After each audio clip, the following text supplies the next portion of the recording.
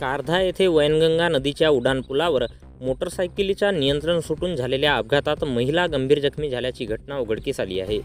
भंडारा तालुक्यातून जाणाऱ्या नागपूर रायपूर राष्ट्रीय महामार्गावरील वैनगंगा नदीच्या उड्डाणपुलावर कारधा येथे दिनांक 16 मार्च रोजी दुपारी 4 वाजता दरम्यान जसवंता गजानन देशमुख वय 40 वर्षे राहणार बनपुरी जिल्हा नागपूर हे मोटरसायकल क्रमांक MH40 CR 0732ने आपल्या नातेवाईकांसह नागपूरवरून साकोलीला जात असता वैनगंगा नदीच्या उड्डाणपुलावरच्या स्पीड ब्रेकरवर त्यांच्या मोटरसायकलीच्या नियंत्रण सुटल्याने जसवंता ह्या रोडवर खाली कोसळल्या।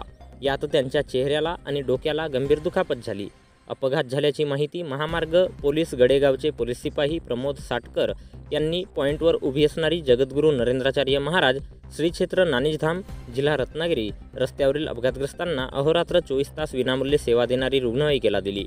सदर रुग्णवाहिकेतून रुग्णवाहिका चालक प्रमोद मोहतुरे यांच्या मदतीने अपघातातील गंभीर जखमी महिलेला जिल्हा सामान्य रुग्णालय भंडारा येथे उपचाराकरिता दाखल करण्यात आले आहे। येथे त्यांच्यावर उपचार सुरू आहेत।